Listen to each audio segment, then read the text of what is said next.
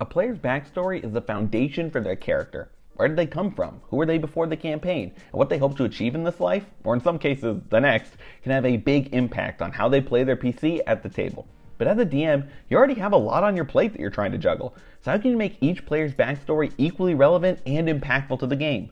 I'm glad you asked. In this video, I want to give you some tips that'll make incorporating your player's history and dreams not just easier, but fun and exciting for everyone involved. Without further ado, let's get started. As people, we are always growing. Think about your career, relationships, hobbies, campaigns. We're constantly setting goals for ourselves and working toward the next big thing. And your player's characters should be the same way too.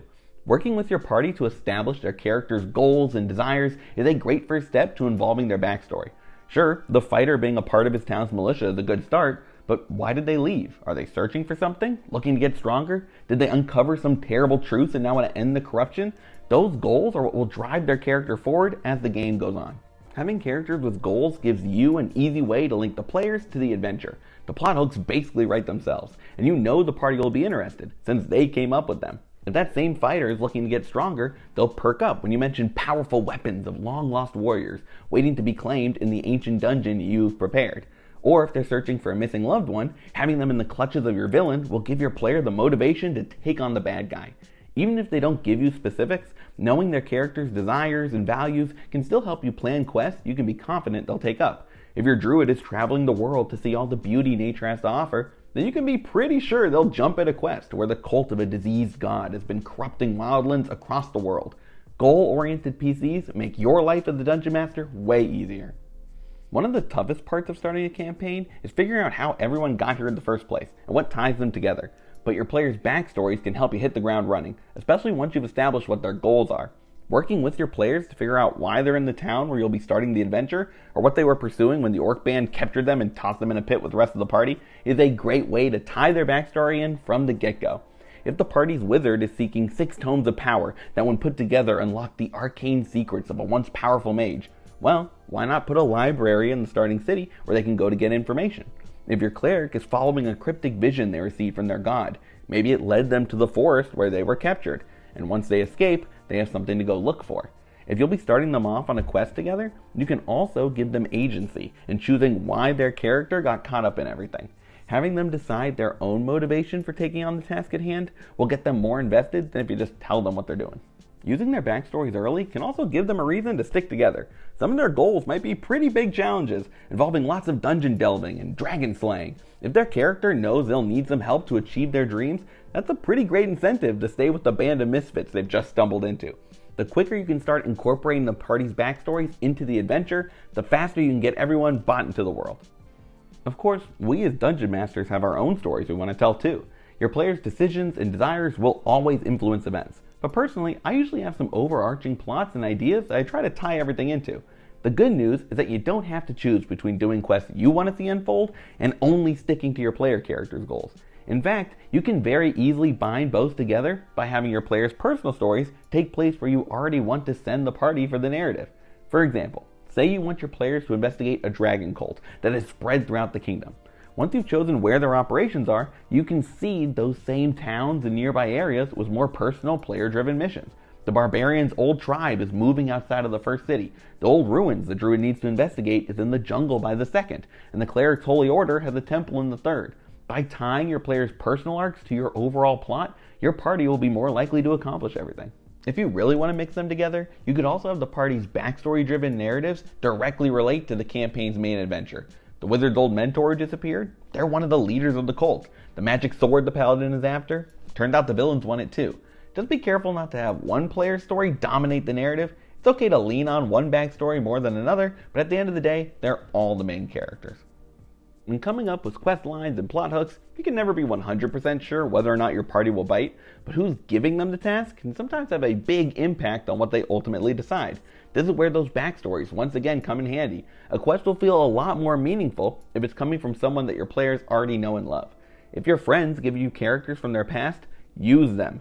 Your fighter may not care if some random nobody's crops have been drying up, but if it's their favorite uncle's farm, now they're the problem. Or how about the bard's old band that they used to travel with? Maybe they'll want to look into the mysterious disappearances if the loot player is one of the victims.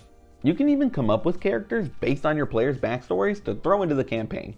Within reason, of course. You probably shouldn't invent a long-lost twin brother for the rogue, who's super important to the plot and also 6 levels higher. That's more frustrating than fun. And if your player clearly isn't vibing with this new NPC you've put out there, it might be best to leave them as a one-time interaction. But having minor characters who pop up from time to time that know your players can make the world feel real, and like their backstories are more than just words on a page. You can have a wandering warrior recognize the barbarian from the fighting pits where he learned how to unleash his rage, or a priest they meet came from the same temple where your cleric first found Cord. Those connections between your players and people from their backstory really are great tools for you to get them interested in all of your plot hooks. Just be ready when they want their old pals to tag along for the rest of the adventure. Travel sessions can be a bit of a slog sometimes. You want the players to feel like their characters are going on an adventure, but you don't want to bore them either. You can add all sorts of roadside encounters to your campaigns, but one of the coolest ways you can spice up travel is by incorporating those backstories. This could look like all sorts of things. It could be as easy as having someone traveling the opposite way that one of your players recognizes, or who has information for their personal quest. If you want to be a bit more involved, you could set part of their adventure along the path they need to travel. Getting between City A and City B will be a lot more fun if there's a dragon's lair set in between that one of your players wants to hunt.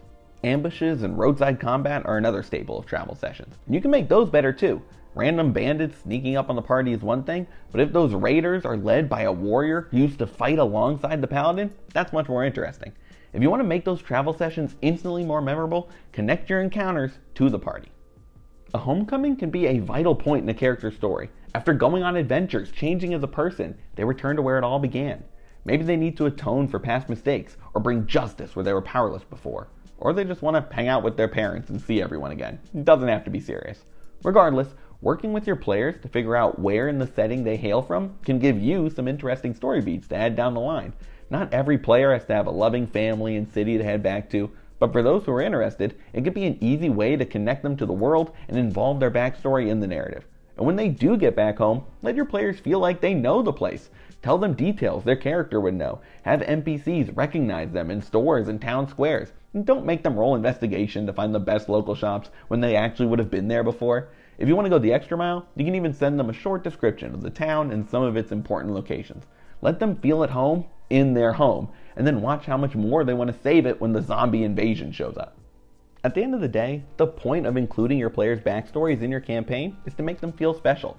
This story is about them. They're the heroes of the tale, and using their histories to inform their adventures will give them the sense that this narrative is shared among everyone. But that said, make sure it's truly being shared among the entire group. It's inevitable that some players will give you more to work with than others, but if you only pull from the ones who gave you pages of backstory, they'll quickly start to feel like the main characters. It may take some filling in the gaps and adding to what they give you, but letting everyone have their moment to shine will be a lot more rewarding in the long run. When your whole party is invested, your game will really come alive. All because you took the time to let them all be included. Those are my tips for using your players' backstories in your D&D campaigns, but I'd love to hear the awesome ways you or your dungeon master have used them in the comments. Thank you so much for watching, and if you enjoyed the video, I'd really appreciate it if you would leave a like and consider subscribing to the Bard's College. I make videos about D&D, DMing, and every dumb idea in between, so stick around. But for now, good luck, and remember, crit your players.